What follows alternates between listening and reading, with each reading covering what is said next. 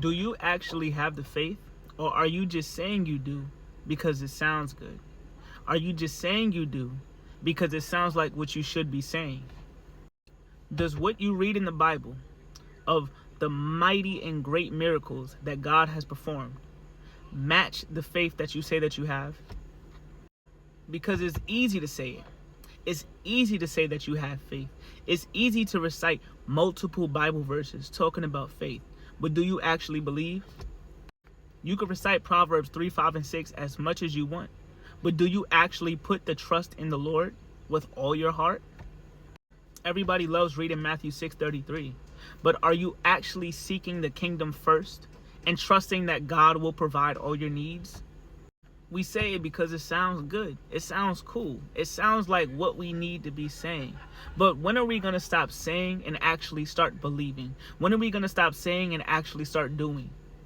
James 1:22 tells us, don't just be hearers of the word, but actually be doers. So how do you be a doer in your faith? You be a doer by actually believing, by actually letting go, by actually trusting God. Yes, I know it's hard.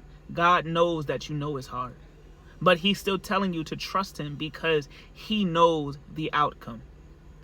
The best thing you can do for yourself is be real with God.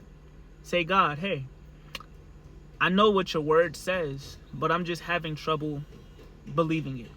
I'm having trouble trusting in what your word says. I'm having trouble trusting what you told me. My faith is slipping. I don't know how much longer I can hold on. It's better to do that and be real than saying that you believe him, than saying that you trust in his word, than saying that you have faith. And when you do, ask him for confirmation. Hey, God, I know you said this about this situation going on in my life right now, but I'm having trouble believing that. Can you just give me confirmation? Can you give me a sign? It's hard, Lord. I don't know what's going on right now in my life. This situation that I'm going through is hard. I need a sign. God actually invites us to ask him these things. He actually invites us to ask him for confirmation. And he'd rather know that you lack the faith rather than lying about it, so he can show you exactly what he needs to show you. He can show up for you exactly in the way that you want to see it. And the moment that you truly let God know how you feel, that's when he will show up in a miraculous way, something that will blow your mind and leave you in awe. And he wants to do this for you because he wants you to know that it was only him. He wants you to know that it was only his hand. He wants you to know that it is only by his power that that thing happened. So if you don't believe, if you don't trust, if you just are unsure, ask him so he can show you. Ask him so he can come through for you. Don't continue to live a lie and say that you trust him when you really don't. Don't continue to say that you trust in his word when you don't. When you lack the faith, let him know.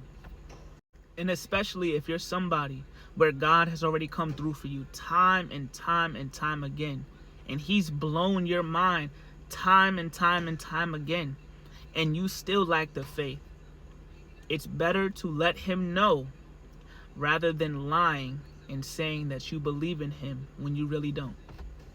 So you don't gotta lie no more, because the only person that you're lying to is yourself. He already knows. He just wants you to come to him and let him know what you're feeling. He wants you to come to him openly and not afraid to say, hey God, I'm afraid. Hey God, I don't have the faith for this thing. Hey God, I don't trust you fully right now, because he wants to show up for you. So if you can't be real with you or anyone else, at least be real with God.